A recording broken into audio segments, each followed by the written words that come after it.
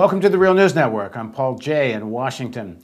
Aleksandr Buzgalin, the Russian political economist, describes Russia today as a kind of Jurassic Park of capitalism, a bit of feudalism, a bit of a caricature or parody of Western neoliberal capitalism, and some of the worst remnants of Soviet bureaucracy. Now joining us to talk about power and who holds it in Russia today is Aleksandr Buzgalin. He's normally based in Moscow, where he teaches at Moscow State University, but he now joins us from Amherst, Massachusetts, from the Perry Institute. He's lecturing there. Thanks for joining us, Aleksandr. Thank you for the invitation, and I'm very glad to talk about my motherland. Unfortunately, I'm critical, but I'm critical because I love my country. So this is going to be the beginning of a series we do. Following this interview, we're going to have other segments where Alexander's going to take us through a PowerPoint that he's worked on. But in your paper, Aleksandr, you give an example of how power works in Russia, and you used Gazprom as the example, the massive oil and gas company.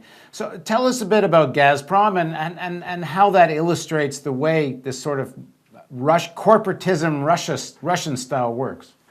So, first of all, I will use some abstract words because I'm not familiar with secret details of internal life of Gazprom or any other corporation. And if I am killed next day, so I want to be alive in any case. To be serious, we have very strange system of relations inside corporations and between corporation and state. Gazprom, for example, is a company where shares belongs to both state and private owners. But the key problem is not who has the control package, control part of the shares. The key question is what kind of internal relations are in this corporation. And real master of this corporation is not one, but strata, nomenclatura, which is partly state bureaucrats, partly top managers of corporation, partly big owners of the shares, and sometimes some financial bosses who are very interconnected with Gazprom and who are not sponsoring, but who are participating in financial operations of this corporation. And this unity, this strata, can be changed. Some people can move from state apparatus to the position of top manager of corporation, or from corporation to the ministry, or from ministry to the administration of president, or from administration of president to parliament, where it will be lobby of Gazprom through party United Russia, and so on. It sounds like the relationship of Goldman Sachs to the federal government of the United States. I said that Russia is caricature on modern late capitalism, and that's true. In Russia, this is very brutal, very primitive, very open. And of course, to criticize in the United States, Russia is simple, but to criticize Russia means to criticize US in many aspects, by the way. And I'm critical not only about my corporations, but also about corporations in all over the world, including the United States. And by the way, I want to stress that I love my country and I love my people, but I simply do not want to have such parasites as our oligarchs and bureaucrats on the body of my country. That's why I'm critical. The more I'm critical, the more I love. The more I love, the more I'm critical. This is important detail. Okay, go ahead. So talk more about Gazprom. Yes, so finally I want to stress that this is a specific strata, and the name for this strata which I use is bureaucratic oligarch nomenclatura, because this is closed system, even self-reproduced system, like Soviet nomenclatura in past. The difference is serious because Soviet nomenclatura had some paternalistic elements of behavior, and their privileges were, I don't know, extremely small in comparison with benefits, incomes of a new elite in Russian corporations and Russian state. We have also private corporations in raw material sector, and new candidate for president Prokhorov came from production of non-ferro metals. He is a big boss. He has $500 billion rubles, and this is many, many $1 billion of his personal wealth. And it means nearly nothing because these private bosses are part of elite, and they're in one team with our president administration, our prime minister administration, and ministries. There are some dissidents inside oligarchs. And they can be punished. Berezovsky can be expelled, another person can be in prison, but this is only internal game. You know, like game between Tsar and boyar khans in old Russia. Tsar is representative of the aristocracy, but if one from aristocracy will decide to compete with Tsar, he will be punished. This is the case. But the whole political, economic, social interests, the whole system of interests of oligarchs and top bureaucrats are reflected in one. And what is the relationship between some of the biggest individual billionaires and the state bureaucrats, for example, I mean, led by Putin? And then you have billionaires, for example, the guy that won the aluminum wars and has cornered the aluminum market in Russia. And you have other billionaires that are very famous. They own sports clubs and so on. How much individual power do these billionaires have, and what's their relationship to the state and Putin? So, in comparison with Yeltsin period, there are some changes, and important changes, because in 1990s, this new bourgeoisie had sometimes even more power than state. Now the situation is much more complex. Generally speaking, top officials, elite of our state, they are representatives of the objective interests of top bourgeoisie, of biggest bourgeoisie, oligarchs. But personally, one oligarch has no political power. So, our top officials, president, prime minister, and all their staff, they must reflect their common interests. But they are not puppets in the hand of one oligarch.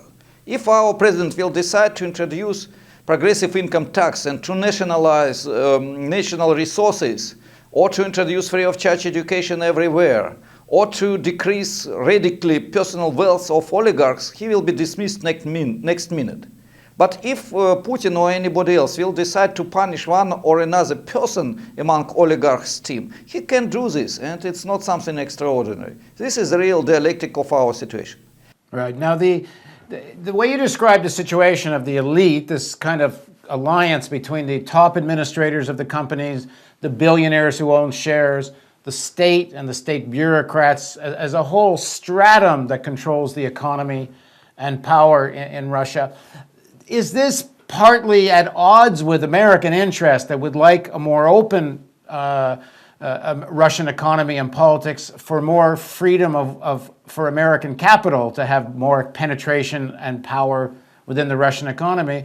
And then is some of the leadership of the protests that are being accused of being pro-Western, do they represent business interests in Russia that also feel blocked by this kind of consolidation of power, and so they ally with the Americans? How does that dynamic play out? Thank you for extremely important question, and this question shows that you feel the real problems of my country and not only of my country. I want to stress that we have, first of all, necessity to be careful in expressions. Of course, we can say freedom of movement of capital, and this is pure economic expression. But word freedom for me means something much more than opportunity to invest where do you want. That's why I will say good opportunities for hegemony of capital.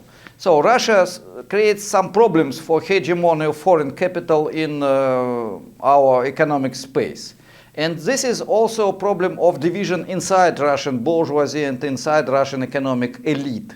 Because big part of this elite is interconnected with state and has wonderful access to very tasty natural resources, budget, and so on and so forth. But another part of bourgeoisie, another part of our economic elite does not have this access. And of course they are very angry because they cannot have such big norm of profit as their competitors who received power and who saved the power and who re-elect again Putin.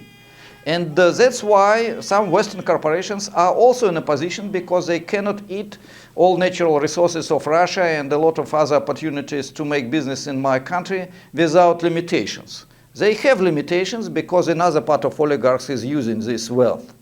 The problem for us is not simply to create problems for transnational corporations. Problem is not to have instead foreign dinosaur, Russian dinosaurs. Both are worse. That's why we want to change the situation in the whole.